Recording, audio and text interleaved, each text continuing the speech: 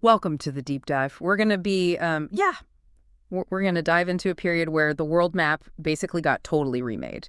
We're talking about the decline of some really big empires and the rise of completely new countries, Mhm. all starting, well, right around 1900. Right. And you've given me some great material to dig into for this era. We're going to be looking at what was going on inside these empires, what made them vulnerable. And of course, we can't forget about the outside pressures, right? Those external forces that really triggered these massive shifts. We're going to be focusing on a few key examples to Hmm. illustrate, to illustrate these points. Awesome. So we're going to be focusing on the Ottoman Empire, then the Russian Empire, of course, Qing Dynasty China, and let's not forget Mexico. And our goal today is, well, it's pretty simple. It's for all of you to walk away with a really solid understanding of how these huge power shifts happen, but more importantly, why. We want to help connect those dots in a way that makes sense, in a way that's actually engaging and interesting. So let's just jump right in. Okay? Let's start with the Ottoman Empire. Now, we all know it was a huge power, but it had been on the decline for a long time before its final collapse. It wasn't some sudden event, right? No, not at all. The Ottoman Empire had been weakening for a while, that's for sure. Yeah. But what I find really fascinating is this group that emerged. They were called the Young Ottomans. Basically, they were these intellectuals and reformers, and a lot of them had been educated in the West, which really influenced their thinking. They saw that the empire was, well, struggling to keep up on the world stage. Right, because the world was changing so rapidly, they could see what was happening in Europe and the US. Exactly. And they believed the empire needed to change too, to modernize. They wanted to reform the entire political system. They thought adopting Western ideas like a constitutional monarchy and the rule of law were key for survival. So they were pushing for things like a parliament to, limit the power of the sultan. And of course, a written constitution to ensure certain rights, right? And this is interesting. The sultan actually agreed to some of their demands early on, didn't he? He did, yeah. He was facing a lot of pressure, right? So he said, okay, let's try a parliament. Let's have a constitution. But this period of reform, well, it didn't last very long, unfortunately. After a war with Russia, the Sultan, well, he went back to his old ways. He dissolved the parliament and he basically said, forget the Constitution. And this reversal, this really was a major turning point, I think. And it kind of sets the stage for the Young Turks, right? It sounds like they came about as a direct response to the sultan going back to absolute power. That's exactly it. The Young Turks, they were born out of this um, disappointment, the sense of betrayal, and they were different. They weren't interested in just like small changes. They wanted a complete transformation of the Ottoman state. And they were even more focused on those Western models of government and, well, society in general. Right. But here's what's super important to understand. They also had this very strong sense of Turkish nationalism. This idea that the Ottoman Empire, with all its different peoples and languages, it should become a unified nation state where Turkish identity and culture dominated. Okay, so instead of this vast empire with all its diversity, they envisioned something, well, something a lot more Turkish, right? A lot more focused on just Turkish culture and language. I can see how that would create problems in a place that was already so diverse. Oh, yeah. Huge problems. Yeah. It was like they were trying to force a square peg into a round hole.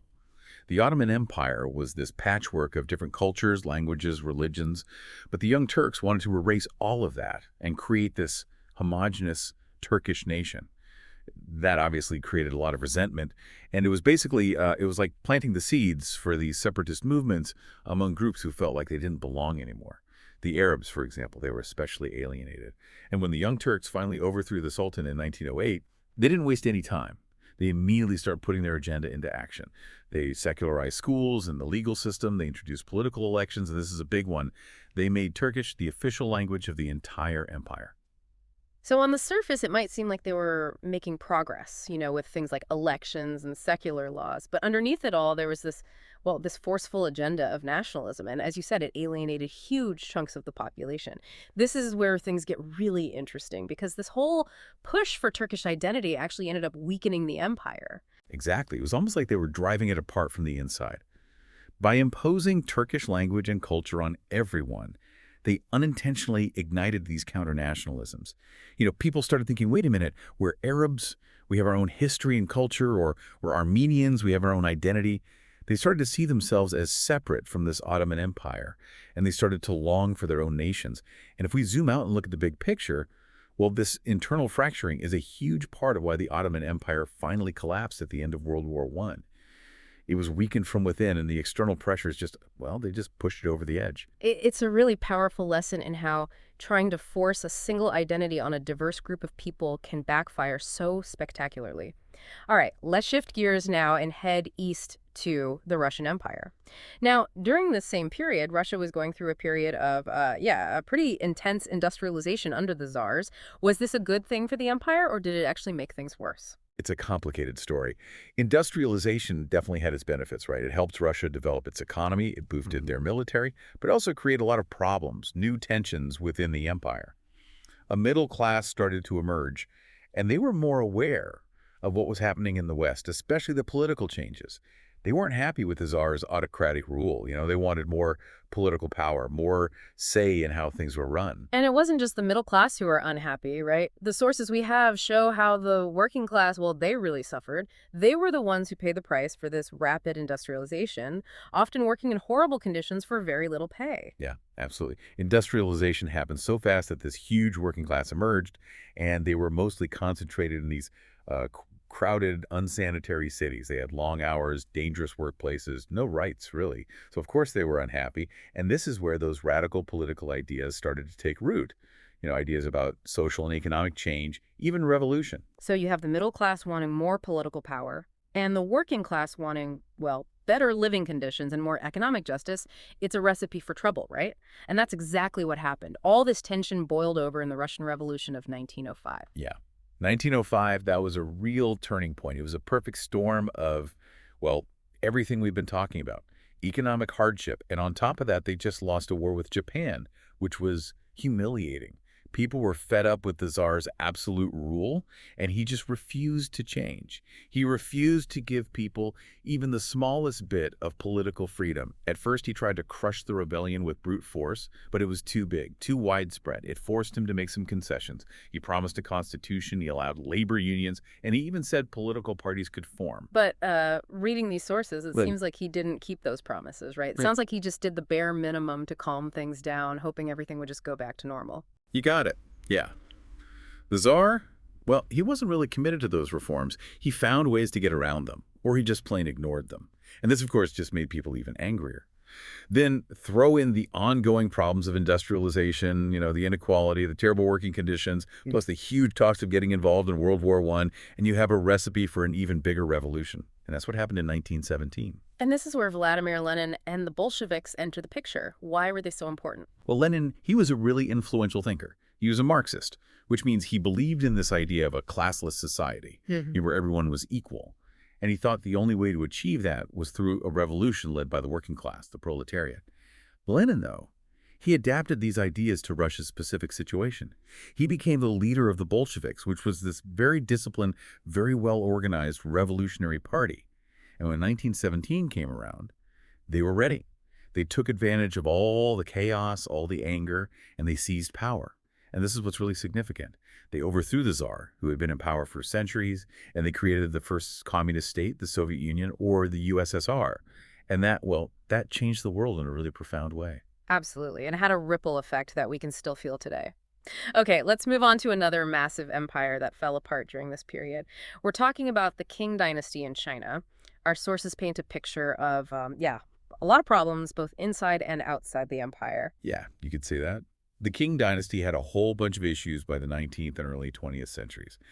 Internally, there was this huge rebellion called the Taiping Rebellion. It happened in the mid-1800s, and it was just devastating. It's estimated that something like 20 to 30 million people died, and it really weakened the Qing government. It was like a wound that never fully healed. And then they had these external pressures, right? These really embarrassing defeats in the Opium Wars against Great Britain, which forced them to give up territory and, well, basically bend to the will of the Western powers.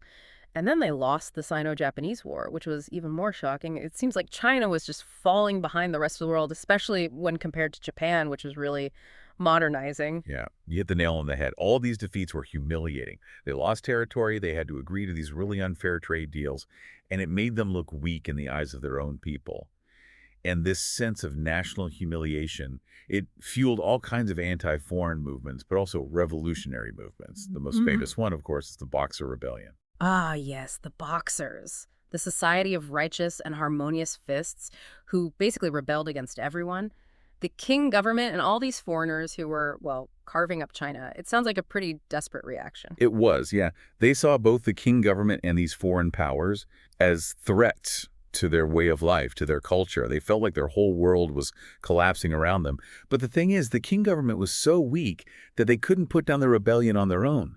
So a bunch of foreign powers had to step in. Britain, France, Japan, Germany, the United States. And of course, they weren't doing it out of the goodness of their hearts. They were protecting their interests, their investments, and they were also looking to, expand their influence. So these foreign powers come in, they crush the rebellion, but it actually just makes the king look even weaker. And it fuels even more resentment towards foreigners, which, ironically, leads to a stronger sense of Chinese nationalism. And this is where Sun Yat-sen enters the scene. Right, Sun Yat-sen. He was fascinating. He was a doctor, but also this revolutionary thinker. He'd been educated in the West, and he really believed China needed a total makeover. He wanted to get rid of the Qing dynasty, the whole imperial system, and create a republic. And his ideas started to gain traction. Then, in 1911, there was this uprising in Wuchan, and it was heavily influenced by Sun Yat-sen's ideas. It led to the last Qing emperor stepping down in 1912, which basically brought an end to over 2,000 years of imperial rule in China. Wow, that's huge. The end of an era. Yeah. But things didn't exactly calm down after that, right? Sun Yat-sen's government didn't last very long, and China kind of fell apart. Yeah. Getting rid of the emperor didn't automatically make everything better. China went through this really chaotic period, warlords fighting each other for power, a lot of instability. It took a long time, a really long time for China to become a unified country again. And of course, that eventually happened under the communists led by Mao Zedong. That's a whole other story, though, one that we could definitely explore in another deep dive. All right, so we've talked about these massive empires collapsing, but there's one more story we need to cover, and that's the Mexican Revolution. Now, our sources suggest that while it was a really important event for Mexico, it didn't have the same kind of global impact as, say, the Russian Revolution or the collapse of the Qing dynasty.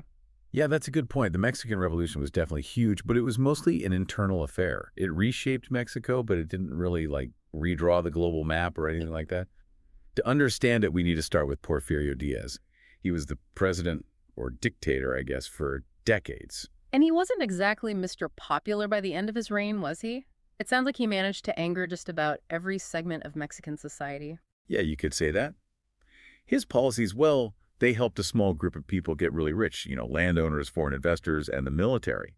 But everyone else, the peasants, the workers, they got the short end of the stick. They had no land, they were working in terrible conditions, and they had no voice in the government. So yeah, people were unhappy, and that's what created the conditions for a revolution. Then Francisco Madero came along. He was this wealthy landowner, but he actually believed in democracy. He wanted real elections. And they were so desperate for change that they elected him president in 1910.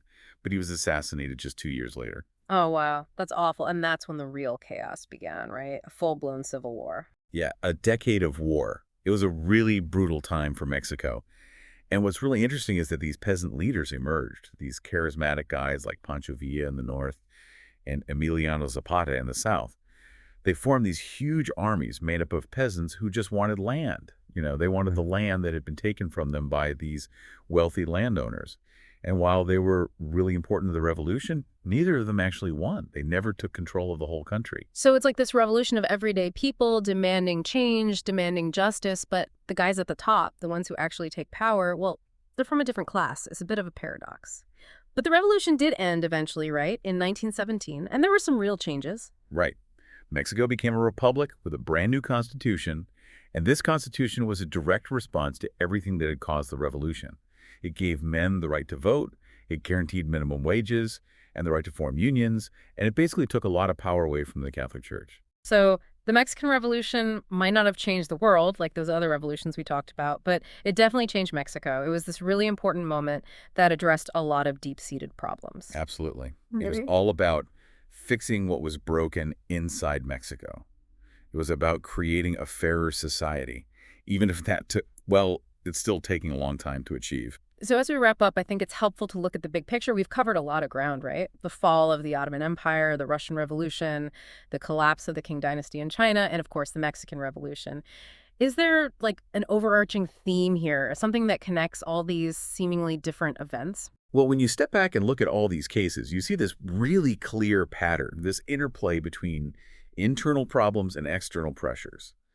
And it's this combination that brought down these empires, paving the way for new political systems in the 20th century. Take the Ottoman Empire. It had all these internal tensions, different ethnic groups wanting independence. Then you have Russia and Mexico. They were both dealing with huge social and economic problems because of industrialization.